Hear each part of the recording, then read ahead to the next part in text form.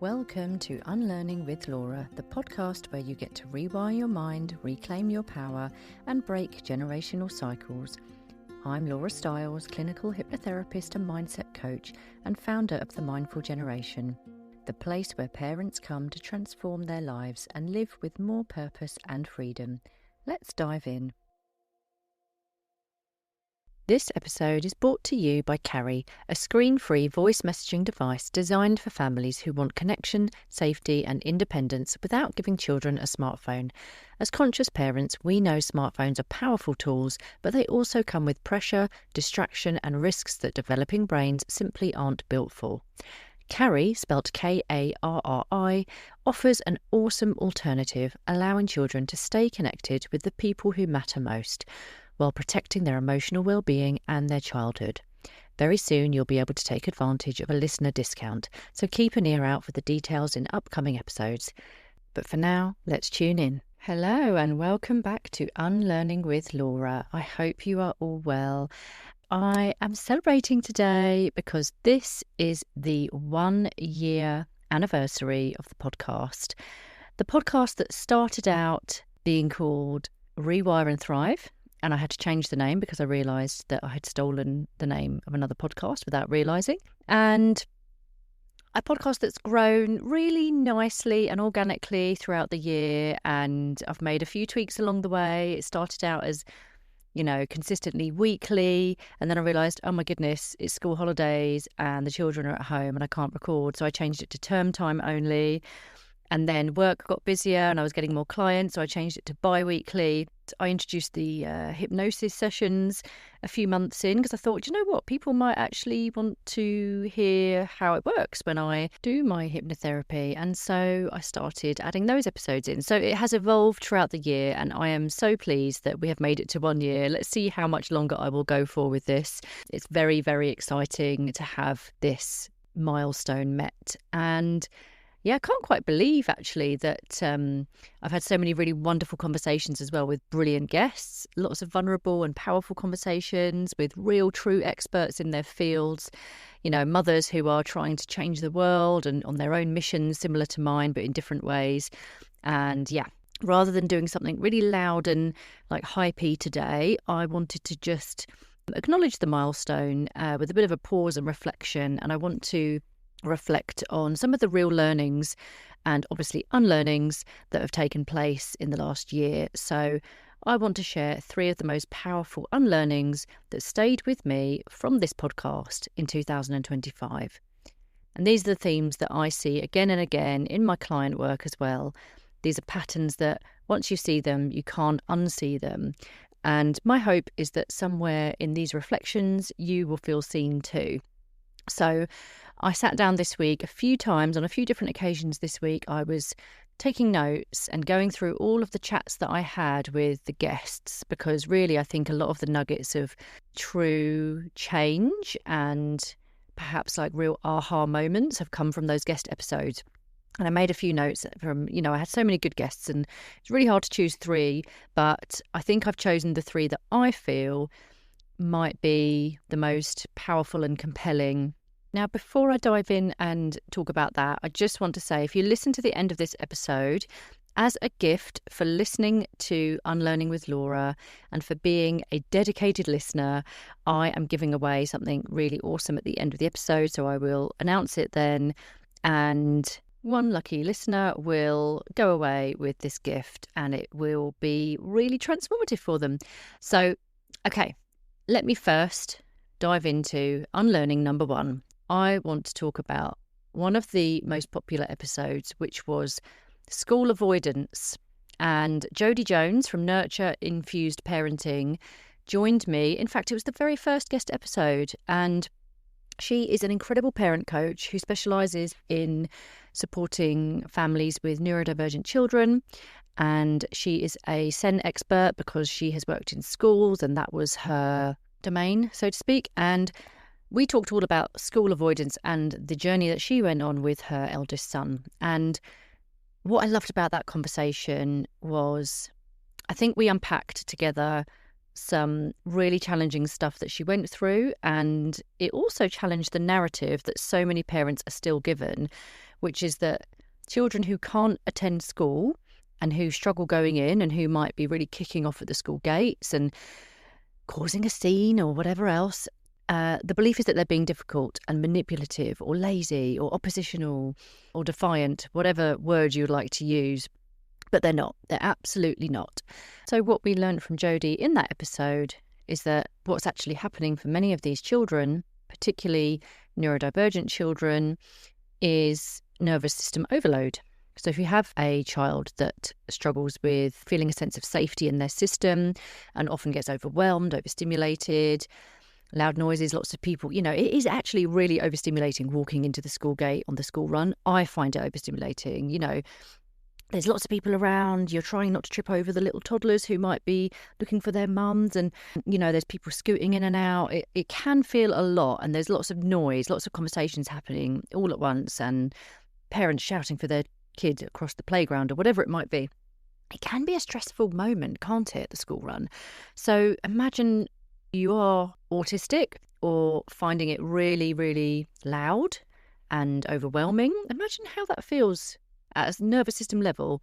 And that goes for highly sensitive or high needs children as well. There are many different children that really struggle with the act of just going into school. And so obviously this is a nervous system overload. This is feeling unsafe at a nervous system level.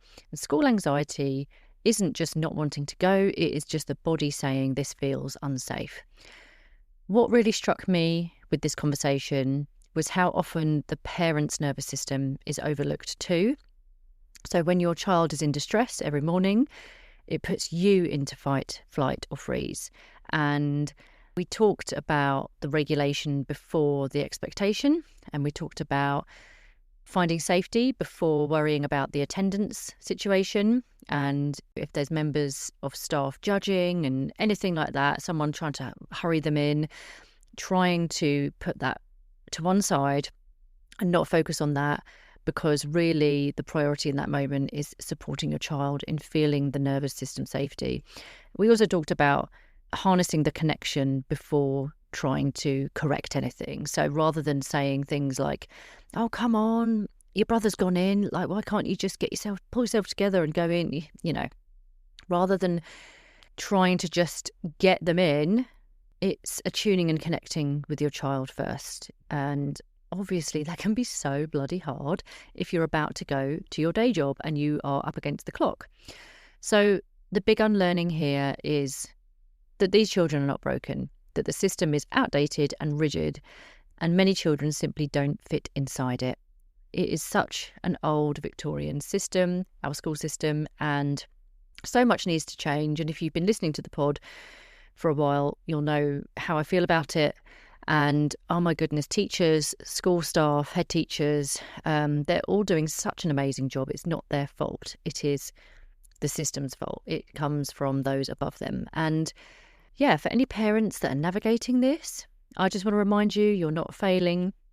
This is all relating to your nervous system, a broken system, and it's not a behaviour problem. And it does go without saying here that if a child is struggling to go into school, it doesn't mean that they are neurodivergent or highly sensitive. It also can be something else that we perhaps haven't managed to find out about yet. So it could be that a child's being bullied, or someone is causing them issues or giving them a hard time, or they really don't get along with their teacher. My eldest really had this problem last year and did not like his teacher at all and hated school, didn't want to go in, really, really hated it.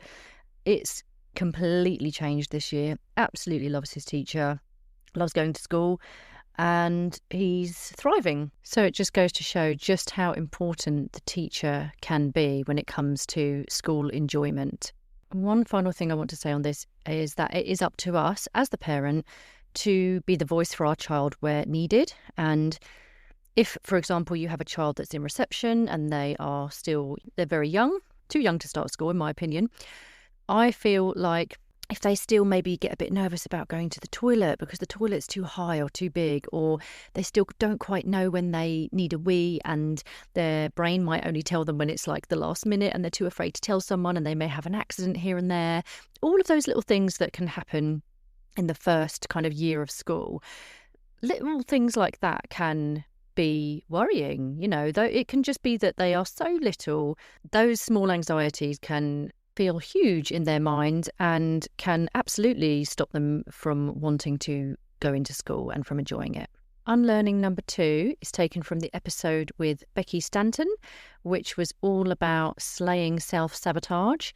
And we talked about how your subconscious is running the show, especially in motherhood and business.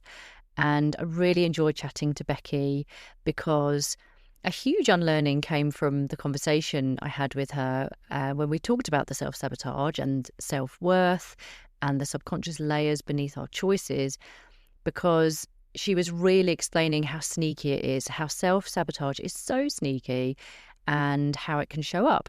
And it can show up as procrastination, perfectionism, overgiving, staying small, not following through on things. There's many different ways. And obviously we do similar things in our work. But I think I just loved the chat because it's so familiar to me, because it's what I talk about a lot with my clients, and it's what I'm sure she will agree, it's what we really want to share with so many women across the world, not just mothers, like so many people. Like, it's not a motivation issue, it's again a nervous system safety issue. And what Becky articulated so powerfully is that whether you're a new mum or a business owner or a multimillionaire, your nervous system and your subconscious programming and all the energetics are always involved.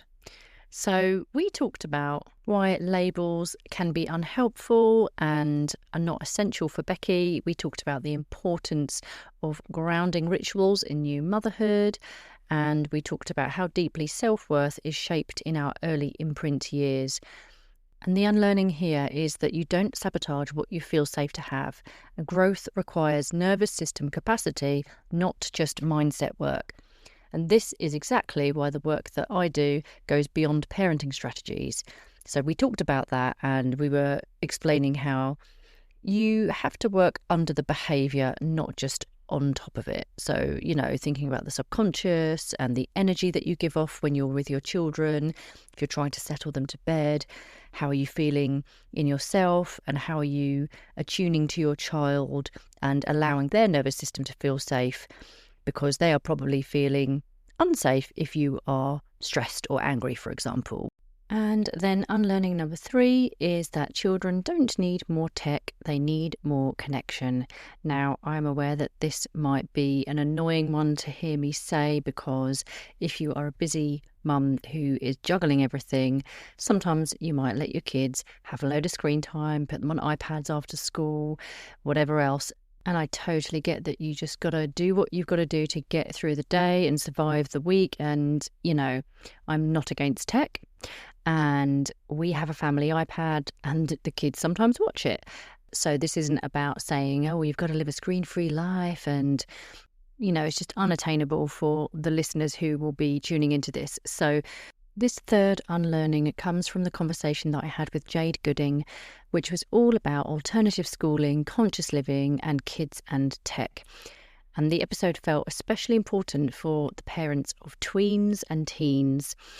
And we talked all about things like homeschooling and unschooling, and she had a lot of philosophies that she has lived by because she lives that kind of alternative life in Ibiza. And it was so interesting listening to her. Really love the sound of the way that they live. And during our conversation, we talked about the emotional and neurological impact of tech.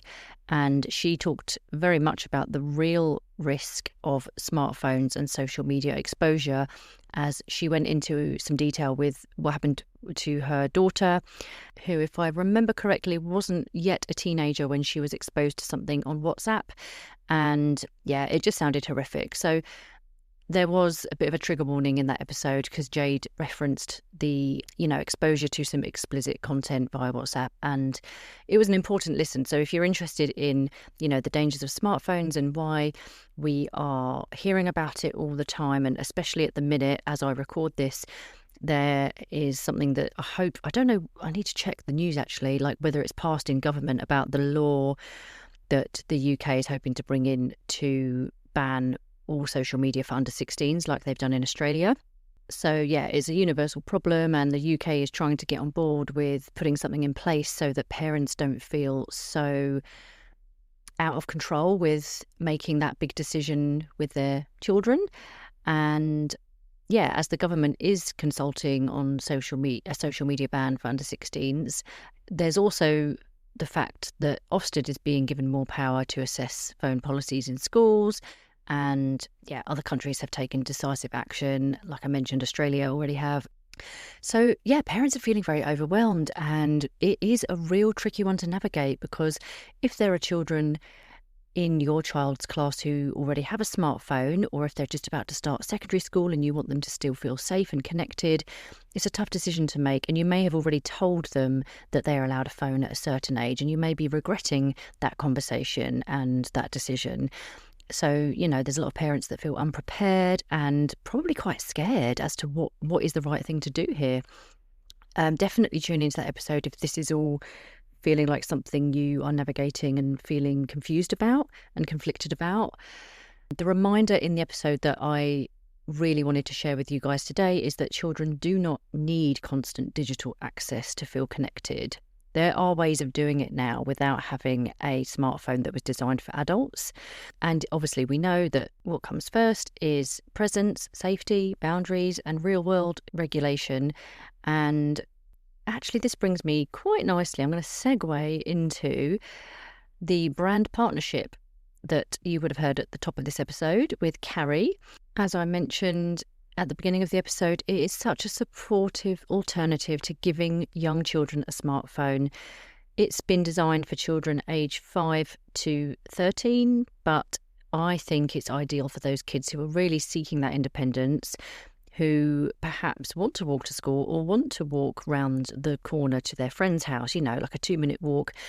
And it's safe enough for them to do so in the place that they live in, but a parent may just want to know that they've got somewhere safely. Or perhaps you have family members that all live in faraway places like other countries, and you would like it if your children could have the independence to drop them a little voice note whenever they want, or to say thank you personally from themselves for a gift that they might have sent them, or whatever it might be. It's just great for, keeping in contact with people, and for tracking as well. You have what you have on your phone will be the Carrie app, and then you're able to track your child if you need to.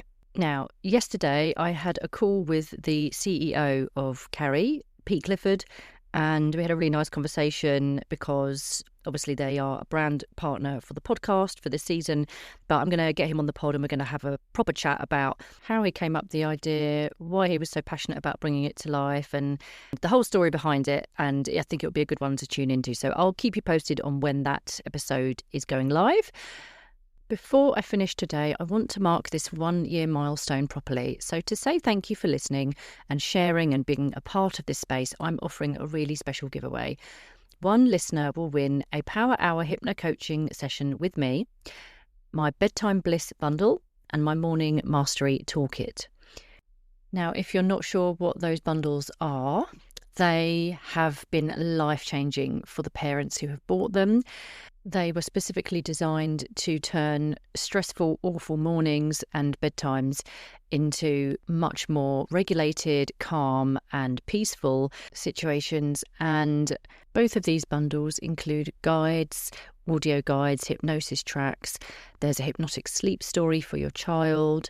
There's a short EFT tapping demo, a biohack guide, which is neuroscience backed, all about transitions and the stress cycle. Honestly, they are really good bundles. I've had nothing but positive feedback from both of them. And in total, with the Power Hour, all of this is worth £200. The Power Hour is literally coming to me with anything that you're struggling with right now, and we just spend an hour literally powering through. So that could look like half an hour of coaching and half an hour of hypnosis, but we start with an assessment. So we get to find out what the issue is first and really dive deeply into how you want to be supported before the actual call. And this gift is genuinely to support a mum who's feeling overwhelmed, stuck, burnt out, someone who's ready for change. So how do you enter? First of all, leave a 5-star review for this podcast on Spotify or Apple Podcasts. But before you submit the review, screenshot it. So type it up, screenshot it before you hit submit, and then send that screenshot to me via DM on Instagram. And that's it. Because what I will do is I will go through, see what I've received, take the names down, note them down, and then I will just literally put you into a prize draw. You know, one of those like random name selector things that you can do online. I will generate a name from that, select the winner, and you've got until Thursday, the 29th of January to enter. So today is Friday, the 23rd of January. You've got 6 days to enter. So it's nice and easy, probably only take you a couple of minutes to do. And I will announce the winner on the evening of Thursday the 29th, just before the next episode drops on Friday the 30th. So I think that's everything. I hope I've covered everything, but I'm really excited to see what comes through on those DMs. I'm really glad that you're listening and that you've been here for a whole year. If you've listened since the beginning, thank you. I really appreciate you. And here's to another year of unlearning together.